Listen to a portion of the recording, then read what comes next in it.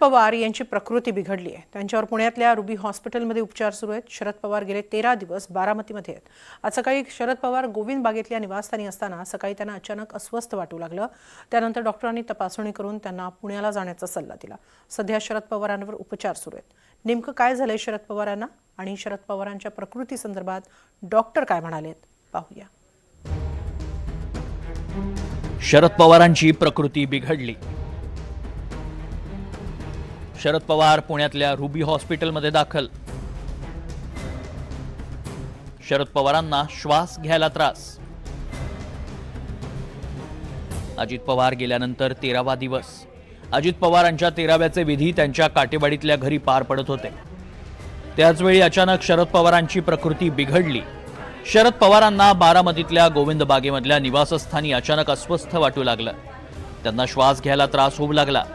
ताबडतोब डॉक्टरांना बोलवण्यात आलं। डॉक्टरांचा ताफा गोविंद बागेत दाखल झाला।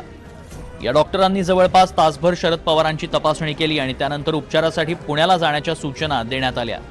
शरद पवार मास्क लावून गाडीत बसले आणि सोमवारी दुपारी कार्डियाक अँब्युलन्ससह शरद पवारांचा ताफा पुण्याच्या दिशेनं रवाना झाला। सुप्रिया सुळेही तातडीनं पुण्याच्या हॉस्पिटलमध्ये पोहोचल्या। शरद पवारांना पुण्याच्या रुबी हॉस्पिटलमध्ये दाखल करण्यात आलं। शरद पवारांना खोकला आणि कफ आहे, त्यामुळे त्यांना श्वास घ्यायला त्रास होतोय। थोडंसं फिजिकल एक्झर्शन झाल्यामुळे छातीत कफ झालेला आहे, म्हणजे छातीत थोडंसं कंजेशन आहे आणि आम्ही योग्य त्या तपासण्या पाठवलेल्या आहेत आणि ट्रीटमेंट चालू आहे।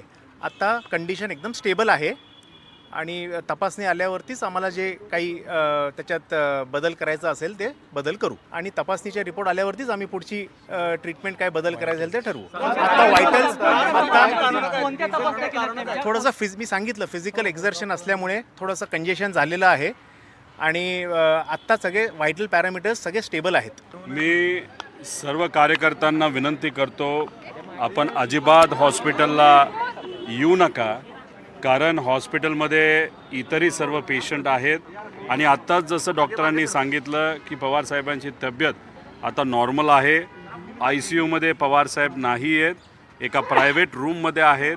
आत्ताच त्यांच्याशी मी स्वतः चर्चा करून आलेलो आहे, त्यामुळे कुठेही काही घाबरण्यासारखं टेन्शन घेण्यासारखं अजिबात नाही।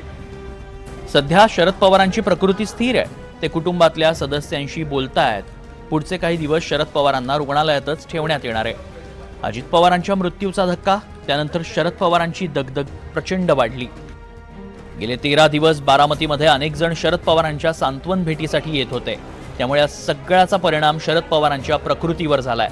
आता कार्यकर्त्यांनी शरद पवारांना भेटायला रुग्णालयात येऊ नये असं आवाहन करण्यात आलंय। सूरज कसबे, NDTV मराठी, मुंबई।